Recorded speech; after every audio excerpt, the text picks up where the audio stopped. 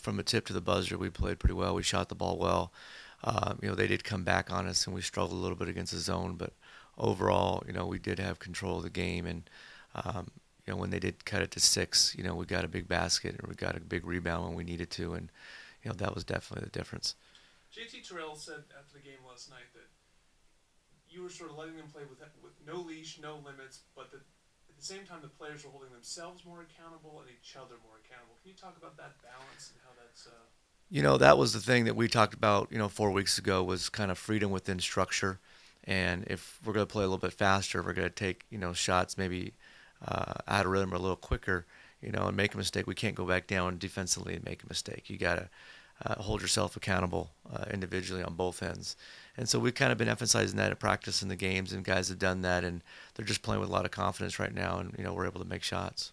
You've been very selfless in talking about how this is about the players and not about you, but you are starting to get some recognition as the team plays well.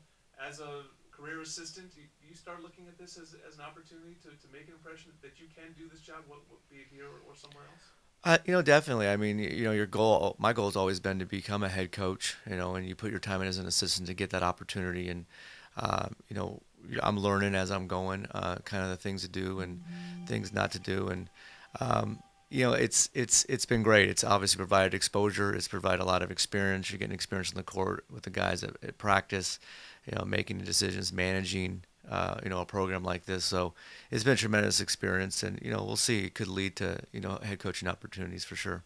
You also seem, as maybe understanding being an assistant, obviously just a month ago, you're giving your assistants, it looks like a little more latitude. I see Dieter Horton up on the bench talking to players before they get subbed in, and Tony working on the scouting report. Talk about how you've tasked your assistants and maybe giving them more responsibility.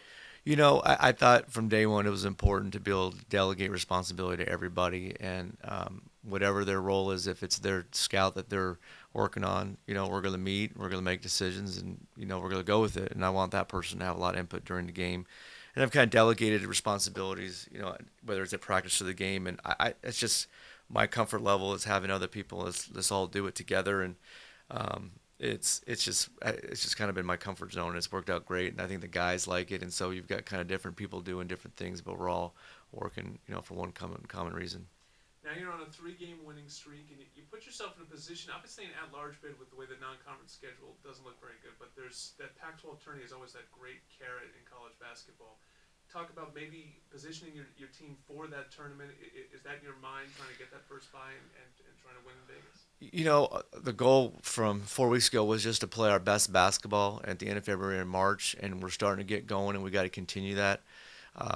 In my time here, I've spent time where we've gone in as a 6 or 7 seed, and we've had an opportunity to rally and win. And you see, I think Colorado last year was a 6 seed and made a run. And so really anything can happen in college basketball. You just got to be playing good at the right time, and that conference tournament will be big. And if we can play our best and put ourselves in the best position to get a good seed, anything can happen once we get there.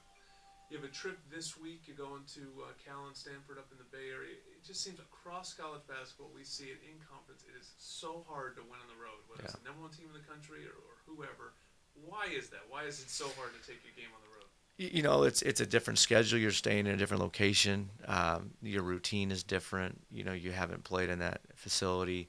Obviously, the opposing team's crowd. I mean, there's a lot of things that go into it.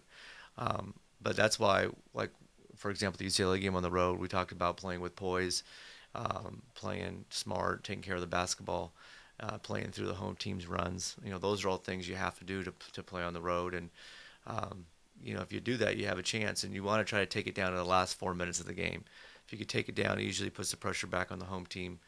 And if you can execute, make free throws, and do those things, then, you have your chances of winning. This is a particularly long trip. I think when you guys are going Wednesday to Monday because the second game is on Sunday.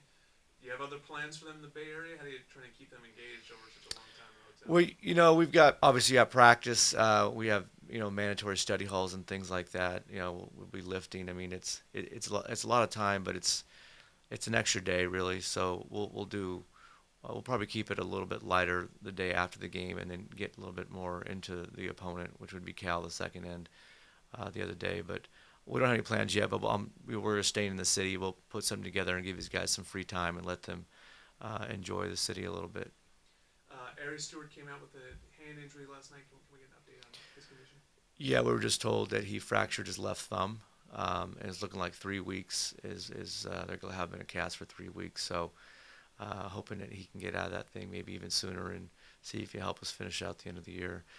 It's definitely a very disappointing loss. I mean, he's been playing very well, been shooting it. He's so athletic, really been playing great minutes for us. So this is it's not a good thing for us. I mean, we've got to find a way to have other people step up in different positions to make up for his production. Yeah, give us an idea of how you might make up for his production. A couple things. We could move Eric Wise to play some three spot, and we can do that and play some of the other bigs together. We can give Ronaldo the minutes and see what he can do on both ends, offensively and defensively. So we'll just have to wait and see. We're going to see some things at practice, and every game the matches were differently. You know, when you play one team, they may have bigger players at certain spots, and you can play, three or big guys or three or four little guys. It just kind of depends. So we'll wait and see how it goes. But that's probably what we're going to look at starting tomorrow.